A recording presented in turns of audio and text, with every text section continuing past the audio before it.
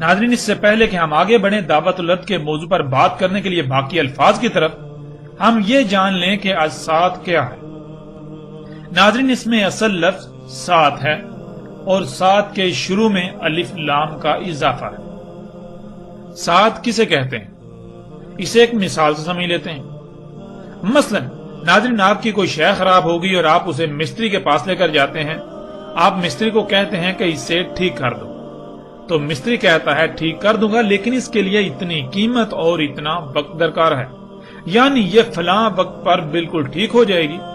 آپ کہتے ہیں ٹھیک ہے، میں اس وقت اسے لینے آ جاؤں گا، نہ ہی اس سے پہلے اور نہ ہی اس سے تھوڑا لیٹ ہوں گا۔ تو ناظرین، وہ وقت جو اس مستری نے واضح کیا اسے عربی میں سات کہتے ہیں۔ مثلا جیسے کہ کھانا کب تک بن جائے گا، آگے سے جواب آتا ہے جی کھانا فلاں وقت تک بن جائے گا، تو کھانا جس وقت تیار ہو جائے گا وہ وقت سات کہلائے گا۔ ایسے ہی آپ درجنوں مثالیں لے سکتے ہیں۔ جیسے کوئی شخص ایسا کام کر رہا ہو جس کا نتیجہ تباہ کن ہو، آپ اسے پہلے ہی اس انجام سے متنبہ کر دیں کہ دیکھو یہ نہ کرو ورنہ وہ وقت آ جائے گا کہ تمہیں شدید ترین تباہی یا نقصان سے دوچار ہونا پڑے گا۔ تو وہ وقت جب اس تباہی کا آنا ہے جس سے آپ نے متنبہ کیا، وہ سات کہلائے گا۔ اب ناظرین آتے ہیں لفظ السات کی طرف۔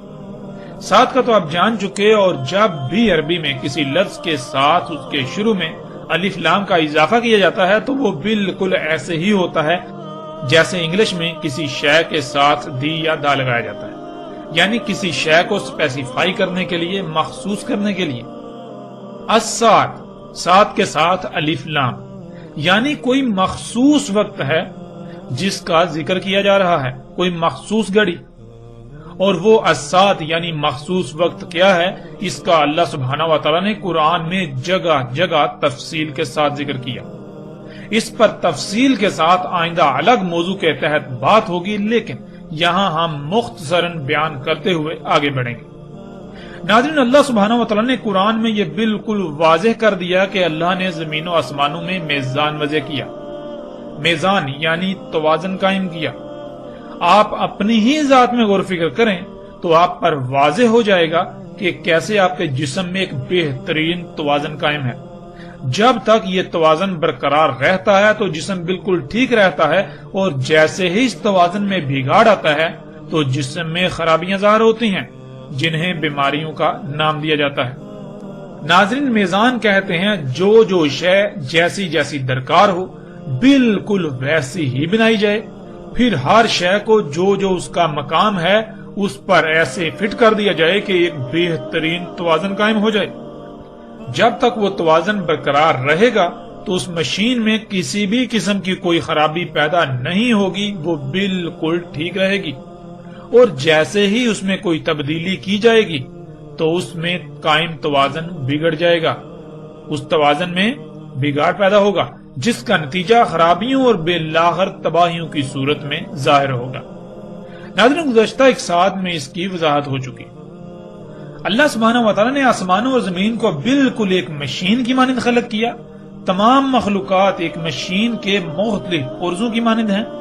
جیسے ایک مشین میں تمام پرزے جب تک اپنے اپنے مقام پر رہتے ہوئے اپنی اپنی ذمہ داری پوری کریں گے تو وہ مشین بالکل ٹھیک رہے گی، بالکل ایسے ہی اللہ سبحانہ و تعالیٰ نے زمین اور آسمانوں میں لاتعداد مخلوقات کو خلق کر کے ان کے مقامات پر لگا دیا تاکہ وہ اپنی اپنی ذمہ داری پوری کریں، جس سے وضع کردہ توازن برقرار رہے۔ اللہ سبحانہ و تعالیٰ نے کہا تھا کہ اس نے پہاڑوں سے زمین کا توازن قائم کیا، اور سختی کے ساتھ کہا تھا کہ اللہ کی خلق میں تبدیلی نہ کرنا، اللہ کی خلق میں چھیڑ چھاڑ نہ کرنا، اللہ کی خلق میں فطرت میں مداخلت نہ کرنا، کیونکہ اللہ نے اپنی خلق میں تبدیلی کی گنجائش رکھی ہی نہیں ہے۔ اگر اللہ کی خلق میں تبدیلی کی جائے گی تو پھر اس میں بگاڑ پیدا ہوگا، جس کا نتیجہ تباہیوں کی صورت میں سامنے آئے گا۔ ایسے ہی زمین کی مخلوقات ہوں، پھل پھول سبزیوں سمیت تمام کا تمام رزق ہو، ہواؤں اور بادلوں کا نظام ہو، زمین و آسمان میں لاتعداد چھپی ہوئی مخلوقات ہوں، ان میں چھیڑ چھاڑ کرنے، ان میں مداخلت کرنے، ان کے پیچھے پڑنے سے منع کیا۔ ان میں کسی بھی قسم کی تبدیلی کرنے سے منع کیا تھا، ورنہ اگر ان میں چھیڑ چھاڑ کی جائے گی تو ان میں بگاڑ پیدا ہوگا، اور پھر نتیجتاً طرح طرح کی بیماریوں، مصیبتوں، تکلیفوں، زلزلوں، سیلابوں، طوفانوں اور تباہیوں کا سامنا کرنا پڑے گا۔ ناظرین، آپ خود غور کریں کہ آپ کا جسم زمین کے عناصر سے بنا ہے، اور وہ زمین کے عناصر آپ کے جسم کی ضرورت ہوتے ہیں، جن کو آپ بطور خوراک اپنے جسم کو فراہم کرتے ہیں۔ ان کی مقدار، ان کا معیار، یہ سب کون طے کرے گا؟ ظاہر ہے وہی جو ان کا خالق ہے، جو اس جسم کا خالق ہے۔ اور اگر ان کے معیار میں، ان کی مقدار میں کسی بھی قسم کی تبدیلی کی جائے گی تو کیا جسم میں توازن برقرار رہے گا؟ سوال ہی پیدا نہیں ہوتا۔ جسم میں قائم توازن بگڑ جائے گا۔ جب جسم میں موجود لا تعداد مخلوقات کو ان کی ضروریات کی مقدار کم یا زیادہ ہوگی، معیار برقرار نہیں رہے گا، تو پھر ظاہر ہے جسم میں وہ مخلوقات متاثر ہوں گی، جس سے جسم میں قائم توازن بگڑ جائے گا، جس کا اظہار بیماریوں کی صورت میں ہوگا۔ اب اگر ان بیماریوں یعنی جسم میں ہونے والی خرابیوں کو دور نہیں کیا جائے گا تو پھر ظاہر ہے ایک وقت ایسا آئے گا جب جسم موت کا شکار ہو جائے گا، یعنی آخری بڑی تباہی کا شکار ہوگا۔ ایسے ہی ناظرین، جب زمینوں آسمانوں میں ترقی کے نام پر چھیڑ چھاڑ کی جائے گی، ان میں فساد کیا جائے گا، پہاڑوں کو کاٹ کاٹ کر زمین کا توازن بگاڑ دیا جائے گا، تو کیا زلزلے نہیں آئیں گے؟ رزق میں زیادہ اور جلد پیداوار کے حصول کے لالچ میں چھیڑ چھاڑ کی جائے گی، اس میں جنیاتی تبدیلیاں کی جائیں گی، تو کیا اس رزق کا استعمال کرنے والے انسان ہوں یا باقی جاندار، کیا ان کے اجسام میں اللہ کے وضع کردہ میزان میں خسارہ نہیں ہوگا اور نتیجتاً بیماریوں کا شکار نہیں ہوں گے، مفلوج نہیں ہوں گے؟ زمین میں قدرتی وسائل کے حصول کے نام پر زمین کا خون نکالا جائے گا، زمین سے وہ عناصر نکالے جائیں گے جن کے بغیر زمین ناکارہ ہو جائے، تو پھر کیا زمین میں بگاڑ نہیں ہوگا؟ زمین جگہ جگہ سے دنسے گی نہیں؟ بادلوں میں ہواؤں کے نظام میں چھیڑ چھاڑ کی جائے گی تو کیا بادلوں کا نظام ٹھیک رہے گا؟ اس میں قائم توازن نہیں بگڑے گا اور نتیجتاً طوفان، آندیاں اور سیلاب نہیں آئیں گے؟ زمین پر ترقی کے نام پر طرح طرح کی گیسوں کا اخراج کیا جائے گا جس سے فضا زہر آلود ہو جائے گی، تو سانس اور جلد کی بیماریوں کے ساتھ ساتھ طرح طرح کی تباہیوں کا سامنا نہیں کرنا پڑے گا؟ کیا زمین پر درجہ حرارت بڑھنا شروع نہیں ہو جائے گا؟ کیا آسمان یعنی زمین کے گرد گیسوں کی 7 تہوں پر مشتمل تہ در تہ حساس ترین حصار متاثر نہیں ہوگا؟ وہ پھٹے گا نہیں؟ ناظرین، یہی سب اللہ سبحانہ و تعالیٰ نے کہا تھا کہ جب تم فطرت میں چھیڑ چھاڑ کرو گے، اللہ کی خلق میں تبدیلیاں کرو گے، تو ان نتائج کا سامنا کرنا پڑے گا۔ اور جیسے جب تک بیماری لا علاج نہیں ہوتی تب تک علاج ممکن ہوتا ہے، اس وقت تک علاج کر لیا جائے تو بیماری سے چھٹکارا مل جاتا ہے، ورنہ اگر وقت ہاتھ سے نکل جائے تو نہ صرف بیماری لا علاج ہو جاتی ہے بلکہ پھر آخری بڑے نتیجے کا سامنا کرنا پڑتا ہے جو جسم کو مکمل طور پر نکارہ بنا دیتا ہے، اور وہ موت ہے۔ بالکل اسی طرح ناظرین، آج آپ اپنی آنکھوں سے دیکھ رہے ہیں انسانوں کے اپنے ہی ہاتھوں سے کیے جانے والے مفسد اعمال، جنہیں وہ ترقی کا نام دیتے ہیں، ان کی وجہ سے دنیا میں طرح طرح کی بیماریاں، مصیبتیں، تکالیف، جنگ و جدل، سیلاب، طوفان، آندیاں، زلزلے، زمین کا جگہ جگہ سے دھنسنا، زمین اور پہاڑوں کا ٹل جانا وغیرہ، کیا یہ سب رک جائے گا؟ نہیں، یہ اب لا علاج ہو چکا۔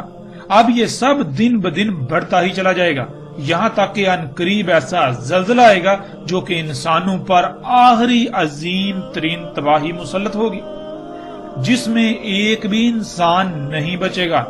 اس تباہی کے مسلط ہونے کے وقت کو اللہ سبحانہ و تعالیٰ نے قرآن میں الساعۃ کہا۔ اب ناظرین، آپ خود غور کریں کہ کیا الساعۃ قیامت ہے؟ کیا ساتھ اللہ لائے گا یا پھر انسانوں کے اپنے ہی مفسد اعمال جن کو وہ ترقی کا نام دے رہا ہے، انہی اعمال کا بھیانک نتیجہ ہوگا؟ اور ناظرین، قیامت کیا ہے اس کو بھی یہاں مختصراً جان لیں، باقی تفصیل کے ساتھ آئندہ ایک ساتھ میں قیامت کے موضوع کے تحت بات ہوگی۔ ناظرین، قرآن میں 70 مقامات پر لفظ القیامہ کا استعمال ہوا ہے، اور تمام مقامات پر آپ پر یہ بات واضح ہو جائے گی کہ قیامت کیا ہے۔ قیامت الساعۃ کے بعد، یعنی عظیم زلزلے میں تمام کے تمام انسانوں کے خاتمے کے بعد، جب زمین انسانوں کے اپنے ہی ہاتھوں سے کیے ہوئے مفسد اعمال کے رد عمل کی وجہ سے انتہائی بھیانک صورت اختیار کر چکی ہوگی، انسانوں کے اعمال کے رد عمل جب آنا تھم جائیں گے، تب تمام انسانوں کو دوبارہ زندہ کیا جائے گا اور ان سے ان کے اعمال کی پرسش ہوگی اور بدلے کا سامنا کرنا ہوگا۔ اس سے القیامہ یعنی قیامت کہا گیا۔ اب ناظرین، آپ خود غور و فکر کریں اور فیصلہ کریں، الساعۃ اور القیامہ میں کتنا فرق ہے، اور الساعۃ کا ذمہ دار کون ہوگا؟ کس کی وجہ سے الساعۃ آئے گی؟ کیا اللہ الساعۃ کا ذمہ دار ہوگا یا انسان خود اس کا ذمہ دار ہوگا؟ کیا الساعۃ اللہ کی چاہت ہوگی؟ اور القیامہ کیا ہے؟ القیامہ دوبارہ اٹھائے جانے سے لے کر رائی برابر اعمال کا بدلہ دیا جائے گا۔ ناظرین، اب سوال یہ پیدا ہوتا ہے کہ کیا انسان ایسا چاہے گا یا پھر القیامہ اللہ کی چاہت ہوگی؟ فیصلہ بالکل آسان ہے، حق آپ کے سامنے ہے۔ اب آپ خود اس بات کا اندازہ لگا سکتے ہیں کہ لفظ الساعۃ کا ترجمہ جب قیامت کیا گیا تو اس کے کتنے عظیم نقصانات ہیں، اور کیا اللہ سبحانہ و تعالیٰ اس کی اجازت دیتا ہے؟ اور پھر جن لوگوں نے آج تک ایسے تراجم کیے، کیا آپ ان سے یہ سوال نہیں کریں گے؟ کیا ان لوگوں کا اتنا عظیم دجل چاک ہونے کے باوجود بھی آپ ان کو اپنا الہ بنائے رہیں گے؟ اس دجل کے چاک ہونے کے باوجود وہ آپ کو فرشتے نظر آئیں گے؟ وہ آپ کو علماء نظر آئیں گے؟ ناظرین، جان لیں، اگر اس کے باوجود آپ حق سے اعراض کرتے ہیں اور ایسے لوگوں کے ہی پیچھے چلتے رہیں گے تو عنقریب ایسے انجام سے دوچار ہوں گے کہ اس وقت آپ چاہیں گے کہ کاش ہمیں ایک موقع مل جائے، لیکن تب سوائے پچھتاوے کے کچھ نہیں رہے گا۔ اس لیے اس وقت فیصلہ آپ کے ہاتھ میں ہے، آپ کے پاس وقت ہے، آپ وہ فیصلہ کریں جس میں آپ کے لیے دنیا اور آخرت میں فلاح ہو، فائدہ ہو، پچھتاوے کا سامنا نہ کرنا پڑے۔